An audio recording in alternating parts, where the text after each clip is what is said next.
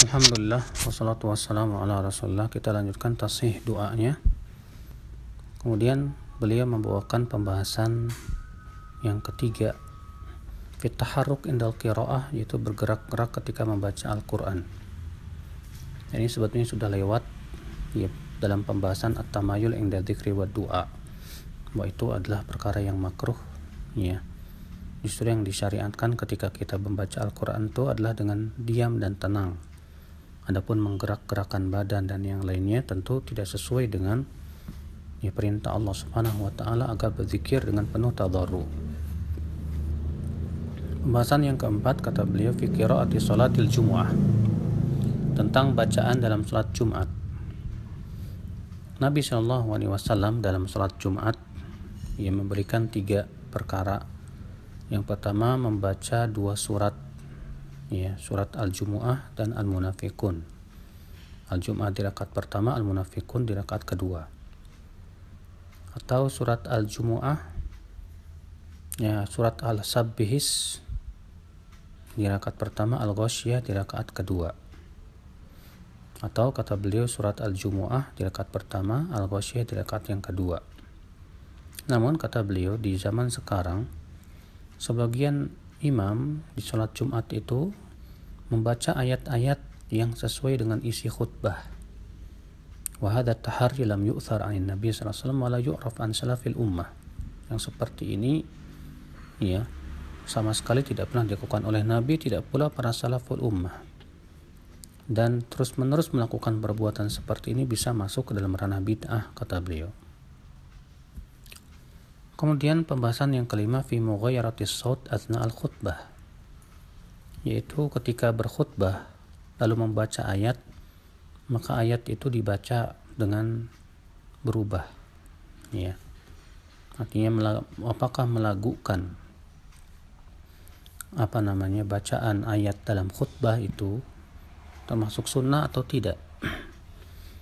Menurut beliau bahwa ya, melakukan bacaan Al-Quran di saat berkhutbah perkara yang tidak pernah dilakukan oleh salafus saleh, tidak pula para ulama setelahnya.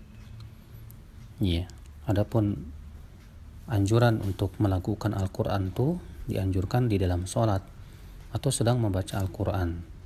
Adapun di dalam khutbah, ya, ketika kita hendak membawakan dalil dari Al-Quran, maka tidak disyariatkan untuk merubah ya, suara kita pada waktu itu.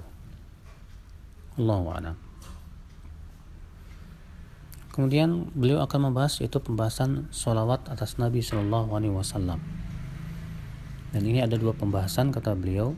Pembahasan yang pertama fil masyru', ya, sesuatu sholawat yang disyariatkan. Kata beliau, hukum-hukum sholawat atas Nabi SAW itu tidak lepas dari hukum rukun atau wajib atau sunnah. Dan sebetulnya sudah disendirikan tulisan-tulisan tentang masalah ini. Yang paling bagus adalah kitab yang berjudul Jala'ul Afham fi Sholati Wassalami ala Khairil Anam ya. Yang jelas bahwa salawat itu hendaknya yang berasal dari Nabi Shallallahu Alaihi Wasallam, bukan dengan salawat-salawat yang dibuat-buat sendiri. Karena masalah salawat ini hukumnya tauqifiyah. Para sahabat saja ya bertanya kepada Rasulullah SAW, wahai Rasulullah, kami sudah mengenal bagaimana mengucapkan salam kepada engkau, lalu bagaimana mengucapkan salawat? Tidak ada satupun para sahabat yang berani membuat-buatnya ya. Maka dari itulah kewajiban kita adalah yaitu mencukupkan diri dengan salawat yang Rasulullah ajarkan kepada kita, yaitu yang dibaca dalam tahiyat ya.